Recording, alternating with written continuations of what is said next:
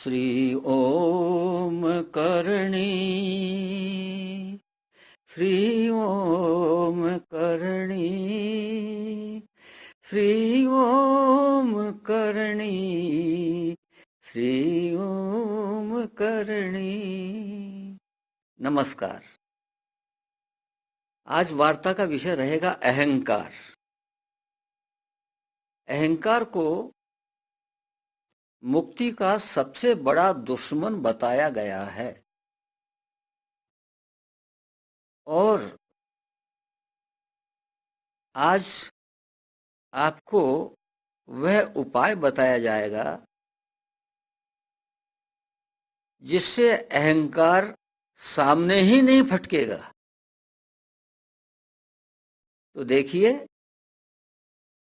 किसी को अहंकार है अपने रूप का, बार बार कांच में मुंह देखता है, जहां भी मौका मिले कांच में मुंह देखेगा। किसी को अहंकार है अपने स्वास्थ्य का, किसी को अहंकार है अपने बल का, किसी को अहंकार है कि मैं तो बड़ा दानी हूं, परोपकारी हूं। किसी को कुछ और धन का अहंकार। एक कवि ने कहा है, कनक कनक ते सोगुनी, मादकता अधिकाय। वो खाए बोराय है, वो पाए बोरा है।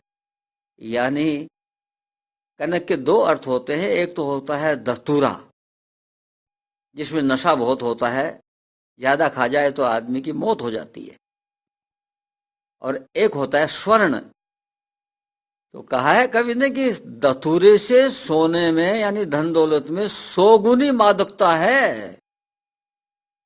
क्योंकि धतूरा तो खाने से आदमी बोराता है और वो तो पाने से ही बोरा जाता है, यानी पागल हो जाता है।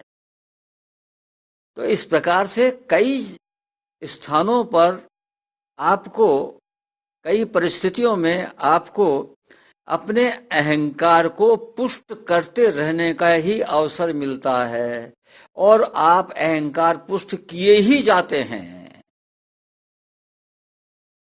बेटे का अधिक अहंकार, बेटी का अहंकार।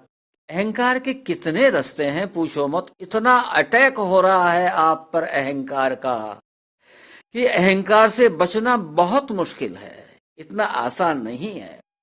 यानी यदि आपको यह हो गया कि मुझ में अहंकार नहीं है तो यह भी अहंकार है भाई। देखो, स्वामी शरणानंद जी महाराज इसके संबंध में क्या कह रहे हैं। हमें अपने से मैं सर्वहितैषी हूं, मैं अचाह हूं, अथवा मुझे अपने लिए संसार से कुछ नहीं चाहिए, यह अहम भाव भी गला देना चाहिए। चाह रहित होने पर भी मैं चाह रहित हूं, ऐसा भास न हो। कारण कि अहम भाव के रहते हुए वास्तव में कोई अचाह हो ही नहीं सकता। सेवा तथा त्याग का अभिमान भी किसी राग से कम नहीं है। तो अहंकार को उन्होंने कितना बुरा बताया है भाई।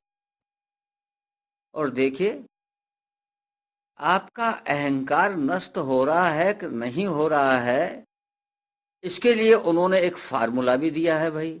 बहुत ही अच्छा फार्मूला है, आपके जबान पर भी खूब आता है, लेकिन आप आचरण में उसको ला नहीं पाते। वो क्या है? स्वामी जी के शब्दों में, सबहि नचावत राम गोसाई। यह उस भक्त के हृदय की पुकार है जिसका अहम भाव मिट गया है। मानस में चौपाई आती है, भगवान शंकर पार्वती जी से कहते हैं, उमा दारू जो सत की नाही, सबही नचावत राम गोसाई। हे उमा, जैसे कठपुतली वाला कठपुतली को नचाता है, वैसे ही ये भगवान राम सबको नचाते हैं। तो जब सबको भगवान राम ही नचाते हैं तो इसको स्वीकार कर लो कि मैं जो कुछ कर रहा हूं, इस शरीर से जो कुछ हो रहा है, वो सब कुछ भगवान राम, आदि राम, राम का मतलब दशरथ पुत्र राम नहीं, आदि राम जो त्रेता से पहले भी रहते हैं, हमेशा ही रहते हैं, वो राम, वो सबको नचाता है। यानी ब्रह्मा विष्णु महेश को भी वो नचाते हैं, वो राम। तो सब ही नचावत राम गोसाई, इसको हृदय में बैठा लो। और आप देखिए भगवान कृष्ण ने भी इतना सरल उपाय बताया है अहंकार के संबंध में, उससे ज्यादा आसान तरीका कोई हो ही नहीं सकता। मैंने आपको बता तो दिया, लेकिन अब आपका ध्यान जाए तब ना। देखिए भागवत में भगवान कृष्ण क्या कहते हैं, स्कंद 11 अध्याय 12 श्लोक 19, अहंकार के रूप में अभिमान भी मेरी ही अभिव्यक्ति है। उन्होंने सारी बातों को अपनी अभिव्यक्ति बताते हुए कहा है, अहंकार के रूप में अभिमान भी मेरी ही अभिव्यक्ति है। तो जब प्रभु कहते हैं कि ये मेरी अभिव्यक्ति है, तो हमको क्या दिक्कत आ रही है भाई, ये कहते हुए कि ये शरीर जो अपना दिखता है वो अपना तो है ही नहीं, वो शरीर जो कुछ कर रहा है, इससे जो कुछ हो रहा है, नहीं हो रहा है, नहीं कर पा रहा है, वो सारी प्रभु की अभिव्यक्तियां हैं। इसको मानने में जाता क्या है आपका। श्री मद् भगवत गीता में प्रभु ने कहा है, ये मैंने भागवत की बात बताई थी आपको, अब श्री मद् भगवत गीता वो भी मैं आपको बता चुका हूं, आपका केवल ध्यान आकर्षित कर रहा हूं भाई। 9वां अध्याय 27वां श्लोक, प्रभु क्या कहते हैं, यत करोसी यद दशनासी यज्जु होसी ददासी यत तपस्यसी कौनते ये तत्कुरुष मोदर्पणम। अरे अर्जुन, तू जो कुछ करता है, खाता है, पीता है, हवन करता है, दान करता है, जप तप करता है, अरे तू मेरे माथे मंड दे भैया, तत्कुरुष मोदर्पणम, तू नहीं करता मैं करता हूं, ये मान ले। मानते ही बेटा पार हो गया। यानी हम घमंड करते हैं तो भी हमारा घमंड नहीं है, ये शरीर हमारा नहीं है, ये मन हमारा नहीं है, बुद्धि हमारा नहीं है। कई जगह गीता में भगवान ने कह दिया, मैं अर्पित मन बुद्धि रियो, और मन और बुद्धि को मेरा मान ले। तो जब शरीर हमारा नहीं है, मन हमारा नहीं है, बुद्धि हमारी नहीं है, तो अहंकार का हमारा क्या लेना देना। केवल आपको इस बात को स्वीकार करना है, प्रभु खुद ओढ़ रहे हैं आपके सारे कर्मों को, और आप उनके माथे मढ़ते नहीं हो। मण दो, बस हो गया ना आपका बेड़ा पार। आज बस इतना ही।